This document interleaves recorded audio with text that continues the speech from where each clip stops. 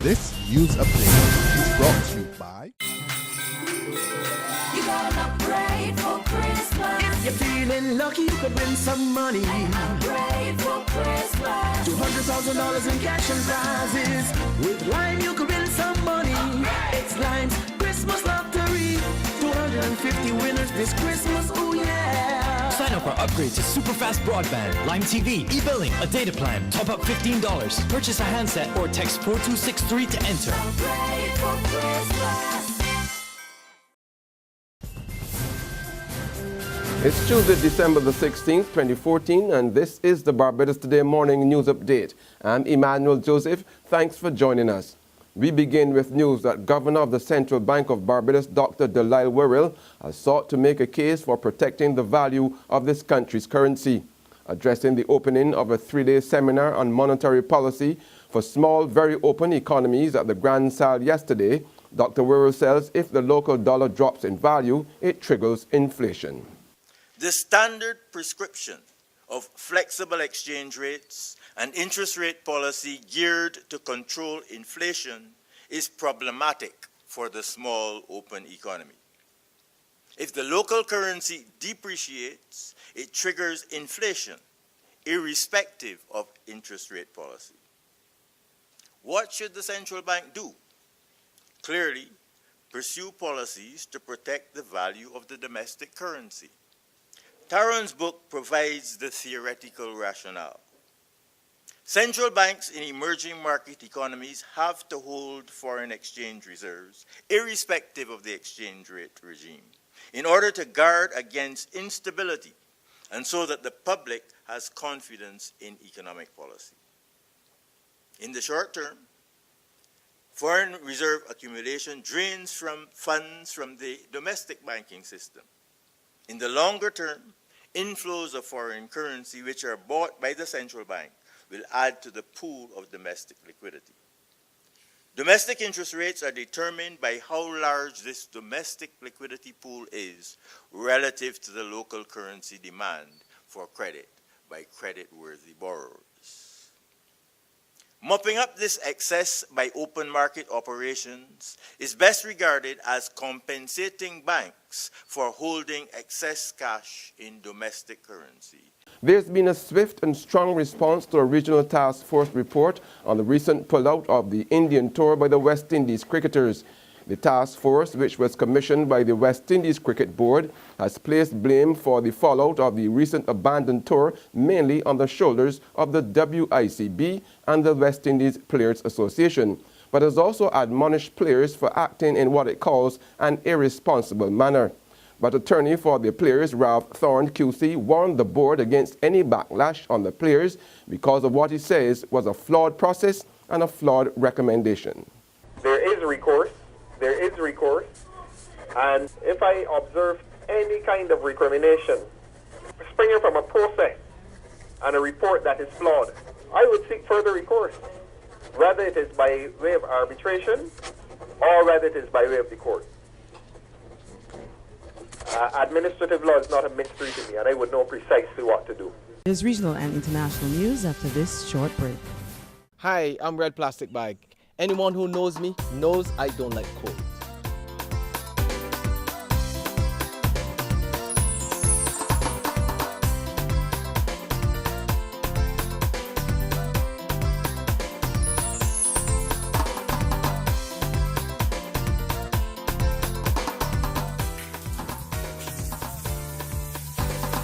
Sunshine reigns in my country. I love it. Get your sun power. Welcome back with news from the region that a U.S.-based Caribbean group is telling Trinidad to get out of CARICOM if it doesn't change what it calls its discriminatory immigration laws. The group is condemning the country's recent deportation of African nationals. It seems as though the controversy surrounding the deportation of African nationals and others from this country is not going away anytime soon. On Friday, the Brooklyn, New York-based Caribbean Guyana Institute for Democracy is openly condemning this country's immigration laws and the government. The New York-based group says the action by the incumbent People's Partnership government of Trinidad and Tobago to deport African nationals has triggered accusations of racism. It says the optics and reality of the mostly Indian-based administration of Prime Minister Kamala Persad-Bissessar deporting a large group of black people are horrible and have fueled the criticism. Since Monday, the National Security Minister, as well as the Attorney General and even the Prime Minister, have been denying accusations of racial discrimination and even provided statistics to show that African nationals are not often deported from this country. The stats show that Guyanese top the list of those deported. But this has not stopped the criticism. In fact, the group is straining its guns on this country's Attorney General and those statistics. The Caribbean Guyana Institute for Democracy says Mr. Ram Logan has established an obvious pattern of discrimination against Guyanese as well. The group adds Trinidad and Tobago cannot aspire to benefit from CARICOM's free movement of skills, people and capital within the framework of the CSMA, while it deliberately discriminates against targeted CARICOM nationals, namely Guyanese, Jamaicans and others. It further says this country's immigration policy has fractured regional unity and is urging the Prime Minister to either reform the immigration policy or leave CARICOM if a country wants to continue down this path. The group adds that protectionism has no place in the region and world where unity is crucial to progress. The government is urging consumers to pay for the services offered by the Antigua Public Utilities Authority on time in order for the agency to function adequately. Minister of Public Utilities Robin Yearwood says efforts are being made to enhance the amenities offered to APUA and therefore expect a return.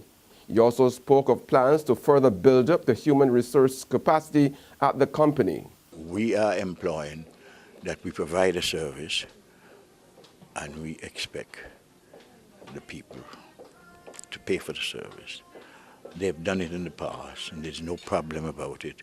Once people get good service, the staff are responsive to their needs. Staff must be courteous. Yes, we have, we were packed up with too many people. Well, we're looking to offer a better service to be right-sizing. So we will right-size APUA. On the international scene, a Ugandan maid has been sentenced to 4 years in jail for assaulting a toddler in a case which sparked outrage across the country after a video was released.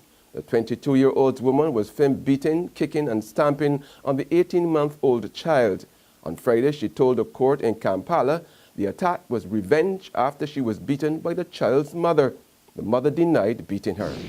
And finally, this story. A China-bound Thai Air Asia flight was forced to return to Bangkok after a female passenger threw boiling water on a flight attendant because her boyfriend was charged $2 for a cup of hot water.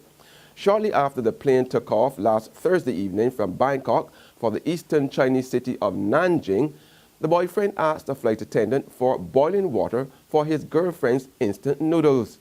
When they told him he had to wait for the plane to reach cruising altitude, the young man reportedly dumped food on the aisle, stomped on it, and yelled at other passengers who tried to calm him down.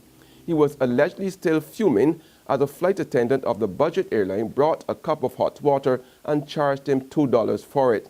Another argument ensued when he demanded Chinese currency for change as well as an official receipt. As the quarrel dragged on, the man's girlfriend threw hot water on the back of the flight attendant. Authorities later fined her $6 and ordered her and others involved in the incident to pay the flight attendant $1,500. And that's our Barbados Today morning news update. We'll be back again this afternoon. But until then, remember to log on to www.barbadostoday.bb, subscribe to our e-paper and email updates, or like us on Facebook. You can also catch us on Izumi Media in bus terminals or Screenplay supermarkets and gas stations near you.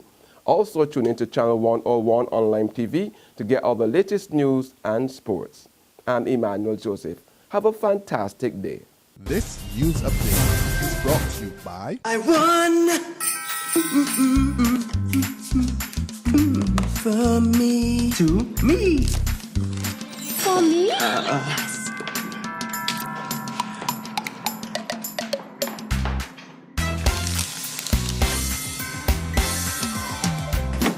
You don't need speakers, right?